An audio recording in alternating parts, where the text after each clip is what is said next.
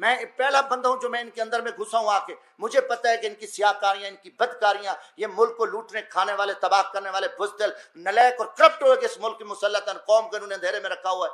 کوئی بات نہیں، جھر کیوں جرم ہے؟ میں جرم کر رہا ہوں کہ بھئی میں اگر سچی بات کر رہا ہوں کہ گیٹ نمبر 4 GHQ میں یہ سارا کچھ ہو رہا ہے، کیوں نہیں مانتے؟ وہ ہو رہا ہے، یہ تو غلطی ہے. سپریم کورٹ بکا ہوا ہے. سپریم کورٹ نے کب فیصلے کیے ہیں؟ یہ چیف جسٹس سب بکا ہوا ہے. میں تو کہتا ہوں چیف جسٹس کو استعفیٰ دے دینا چاہیے تھا. میں مطالبہ کرتا ہوں کہ یہ جو آپ نے ابھی فیصلے دیے ہیں، آپ کو کوئی حق نہیں ہے، قوم نے آپ کو فیصلے کو نہیں مانا کہ رات کو آپ 12 بجے بیٹھے ہو، آپ اتوار والے دن بیٹھے ہو اور آپ کو نہیں آ رہا قوم کے ساتھ کیا ہو رہا ہے.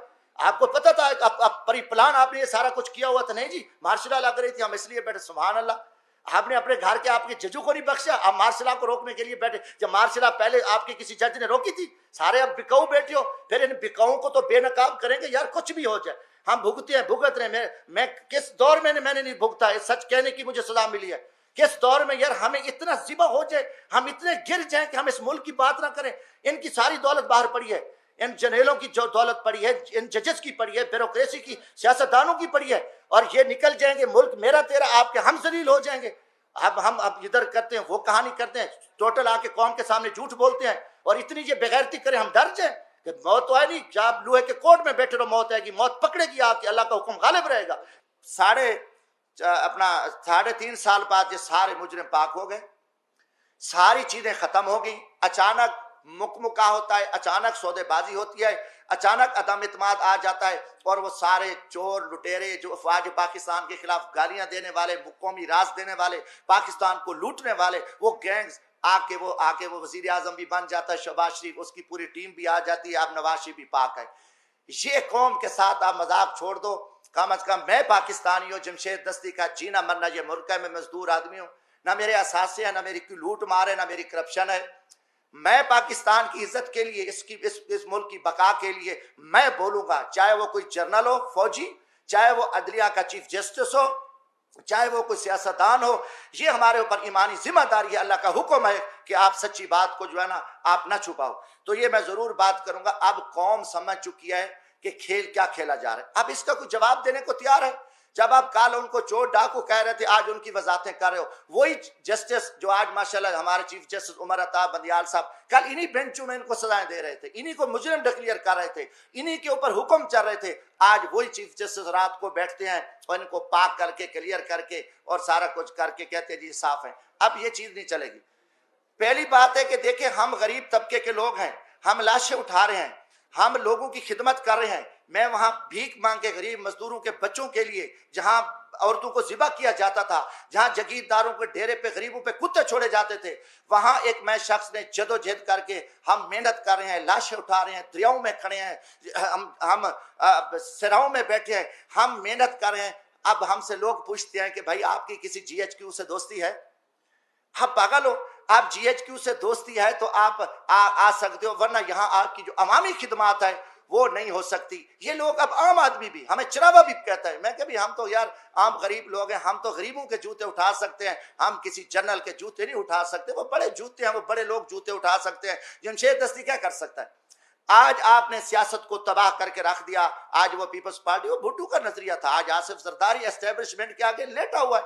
آپ نے ایک دروازہ کھولا ہے اور سیاستدانوں کو آپ کتے کی طرح خیرات ڈالتے ہو، اور وہ ارد گرد یہاں پھر رہے ہیں. عوام مر رہی ہے، لوگ ذلیل ہیں. اسلام آباد میں تماشا لگا ہوا ہے. آپ نے نہ رمضان شریف کا کوئی تقدس کا خیال کیا، نہ آپ کو آپ کی عزت ہے. آپ ایک اقتدار کے ہوس کے پجاری ہیں. آپ ایک فرعونیت میں بیٹھ کے آپ پورے نظام کو تہس نہس کر دو، اٹھا دو، مار دو، جو کچھ کر دو. کوئی آپ کے سامنے بات نہیں کہا. ہم بولیں گے، ہم ضرور بولیں گے. ہم نہ کسی جنرل کے سے ڈرتے ہیں، نہ میں کسی سپریم کورٹ سے ڈرتا ہوں، میں اللہ کی ذات سے ڈرتا ہوں.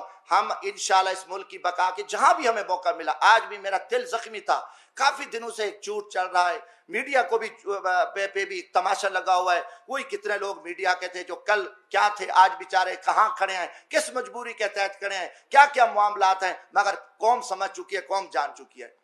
گزارش ہے میرے بھائیوں، حالات بڑے تنگ ہیں ملک کے.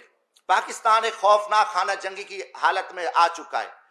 ان کے آگے سب کچھ پڑا ہے، ان کے آگے اختیارات بھی ہیں، ان کی ٹیبل پہ کھانے ہزاروں چیزیں ہیں، سب کچھ پڑا ہے. مگر ان کو زمینی حقائق کا پتہ نہیں ہے. لوگوں کے آنکھوں میں خون نکل رہا ہے. ہر طرف ملک مہنگائی، بے روزگاری، لوٹ مار، نا انصافی، ہر پھنس چکا ہے۔ میں ایک زمین میں دیکھو، لیڈر بنتے نہیں ہوتے، لیڈر پیدا ہوتے ہیں۔ آپ جب جی ایچ کیو سے لیڈر بنا کے قوم پہ مسلط کرو گے تو یہ تباہی کریں گے۔ انہیں عوام میں کیا جا کے کرنا ہے؟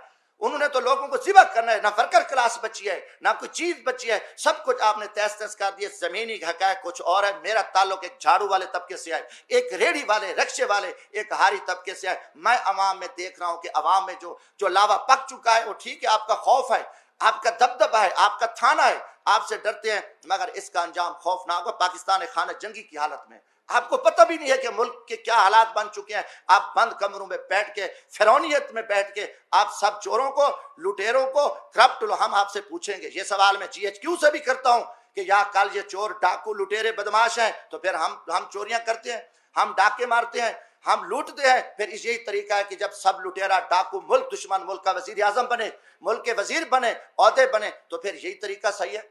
اب عوام کو، عوامی لوگوں کو، عوامی نمائندوں کو آپ ذبح کر کے، آپ نے گیٹ نمبر 4 کھول کے پوری قوم کو ذلت اور رسوائی کے سامنے کھڑا ہے۔ ہم اس نظام کو نہیں مانتے۔ آپ جتنے چھپے رہو، آپ اس ٹائم بے نقاب ہو، قوم آپ سے سوال کرتی ہے۔ جمشید دستی پوری قوم کا نمائندہ ہے۔ میں عام آدمی میں آپ سے پوچھتا ہوں کہ یہ تماشے کیا لگے ہوں، یہ کتنا عرصہ آپ نے یہ تماشے لگا کے آپ پاکستان کو بند گلی میں دھکیل دیا ہے۔ دوسری چیز ہے، میں کسی کا وکیل نہیں ہوں۔ جس طریقے سے آپ نے اس وقت عمران خان کی حکومت کو ختم کیا، اس سے مجھے گلہ ہے، مجھے تکلیف ہے۔ میں نے پہلے بھی کہا کہ میں خود اپنی جدوجہد کر رہا ہوں۔ یہ طریقہ آپ کا اچھا نہیں تھا۔ آپ نے اس کو چائنا بھیجا، سب کو پتہ ہے، پوری اسٹیبلشمنٹ کو پتہ ہے، جوڈیشری کو پتہ ہے، سیاستدانوں، امریکہ ایک عالمی دہشت گرد ہے۔ دنیا کا جو بغیرت ملک ہے، بدماش اور غنڈہ ملک ہے، وہ امریکہ ہے، اور سب سے پہلے مسلمانوں کا قاتل اور دشمن ہے۔ لاکھوں کروڑوں بلکہ مسلمانوں کا یہ قاتل ہے۔ آپ دیکھیں عراق میں جو تباہی پھیلی، شام میں پھیلی، فلسطین اسرائیل کے پیچھے، انڈیا کے پیچھے، کشمیر، افغانستان، پاکستان میں 80-90 ہزار لوگ ہمارے شہید ہو گئے۔ آج بھی ہمارے جتنے فوجی جوان، ایف سی کے جوان شہید ہو رہے ہیں۔ اس کے پیچھے امریکہ ہے، امریکی دہشت گرد ہے، اور وہی امریکی جو دہشت گرد ہے اس ٹائم وہ امریکہ اس پاکستان کی کابینہ میں آ گئے، اور وہ پہنچ گئے یہاں پہ، اور امریکہ یہ سارا کچھ وہ کر رہا ہے۔ یہ ضرورت وقت تھا ہم گھاس کھا لیں، بھوکے ہوں۔ میں نے اسمبلی میں بھی کہا تھا کہ ہمیں امریکہ سے جان چھڑانا پڑے گی، نہ چھڑائی تو خدا نہ خواستہ ہم تباہی کی طرف جائیں گے۔ مگر کوئی نہیں مانتا۔ نہیں جی، جن کی مجبوریاں ہیں، جن کے کاروبار ہیں، جن کی دولت پڑی ہے، پاکستان کے جنرلوں کی دولت بھی یورپ میں پڑی ہے، امریکہ میں پڑی ہے، پاکستان کے جو منافق سیاستدان ہیں ان کی بھی پڑی ہے، پاکستان کی بیوروکریسی کا بھی پیسہ پڑا ہے۔ اب پاکستان کی جوڈیشری بھی ادھر دیکھ رہی ہے۔ ان کو پتہ ہے ملک کو لوٹنا ہے، لوٹو پھر بھاگ جائیں گے۔ نزلہ تو غریبوں پہ آئے گا، مارا تو غریب جائے گا، اس ملک کا ہاری مارا جائے گا، مزدور مارا جائے گا، کسان مارا جائے گا، ہم تو ویسے نکل جائیں گے۔ یہ جو 20 ارب روپے، 30 ارب روپے ڈیلی کی کرپشن ہو رہی ہے،